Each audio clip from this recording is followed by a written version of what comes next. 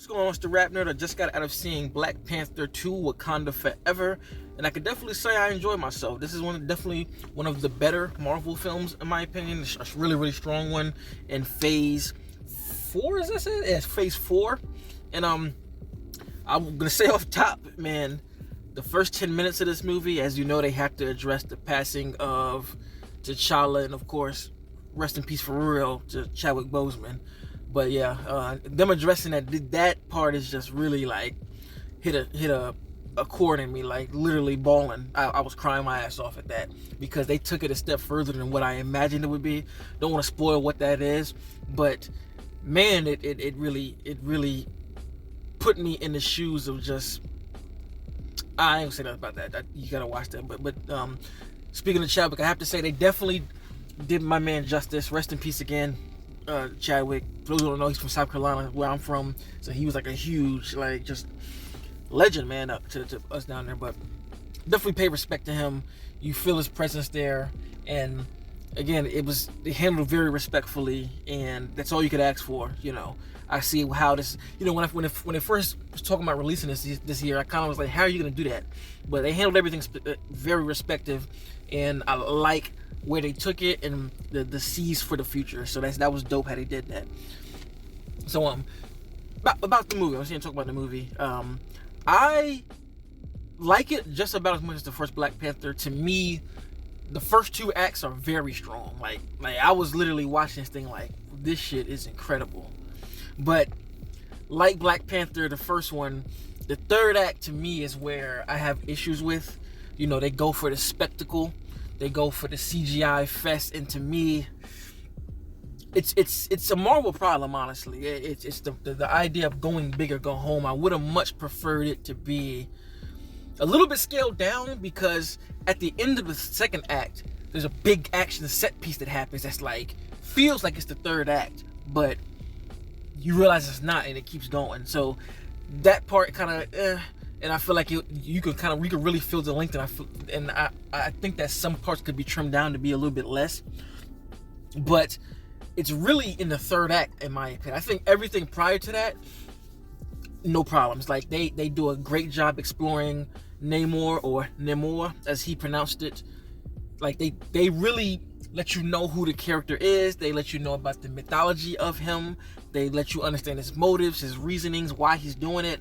I enjoyed all of that, and I enjoyed how Wakanda got kind of wrapped up into that, and their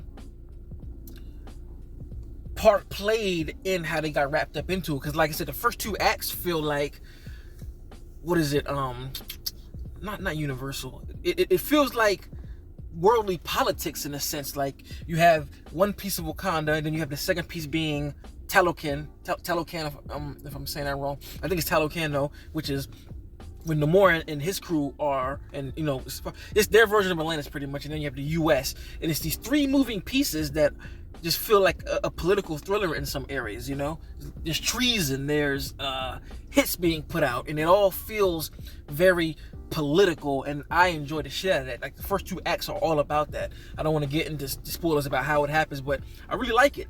And even the inclusion of Riri Williams, the part that she plays, to me made sense, and they brought her into the universe fine. It doesn't feel like it's shoehorned in, doesn't feel like it was forced.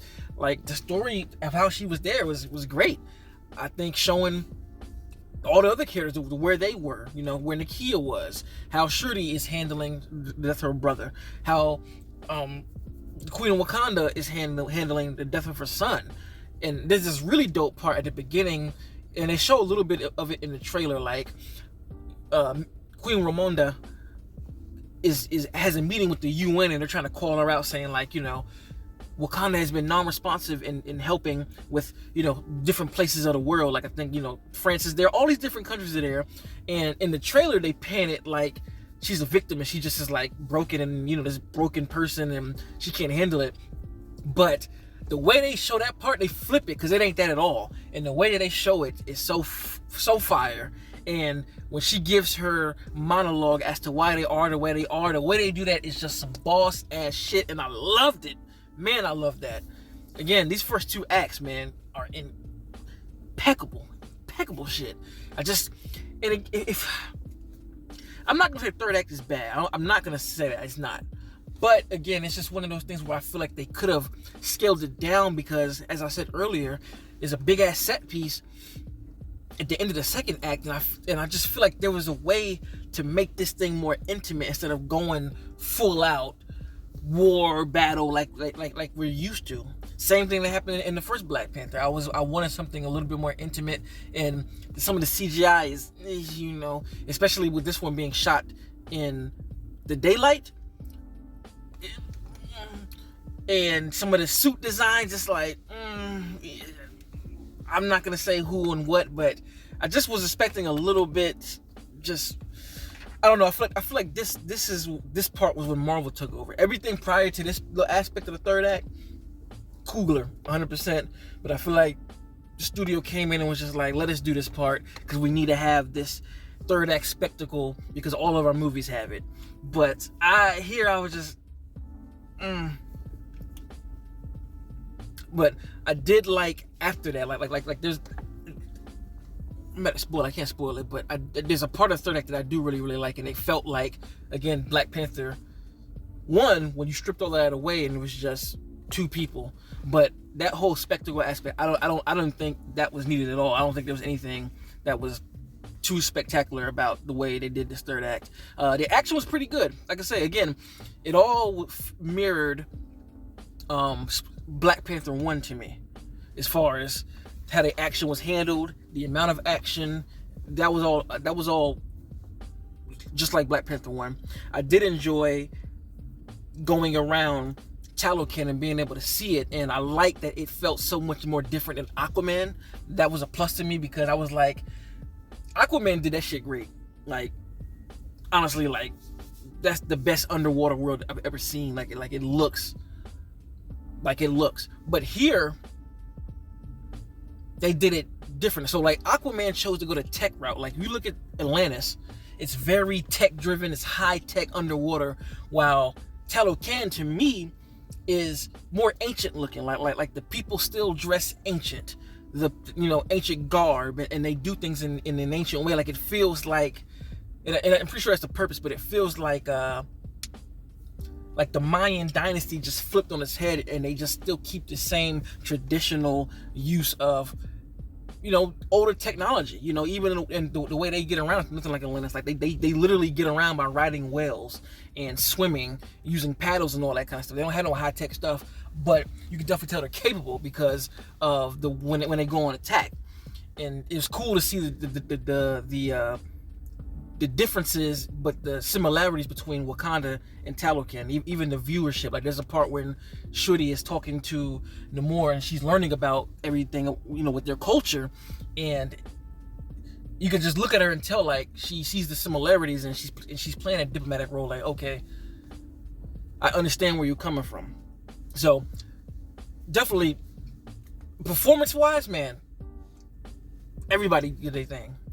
Angela Bassett killed it. So many monologues. She sells the emotion. You feel that pain. You feel that hurt. Same with Shuri. You feel that pain. You feel that hurt. And they're both, different sides of the same coin, expressing their grief and how they feel very different, in regards to the passing of brother, son. Magnificently acted. Okoye, phenomenal again. Nakia, great again. And speaking of Namor, he was great too. Very, very stern, very terrifying in some places. Like, there's one conversation that he has with Queen Ramonda, and it's just like, wow. And you saw it in the trailer. It's a scene when she's standing there looking, and Namor walks up to her, and he's just like, and he starts talking, and it's pretty fucking spooky. You're not gonna front. But all in all, great movie. I really enjoyed myself. It's just that third act was just in the air for me. So if I had to compare which one I like the most, Black Panther 1 or 2, I gotta sit down. I don't know. They're both kind of equal in certain spaces, but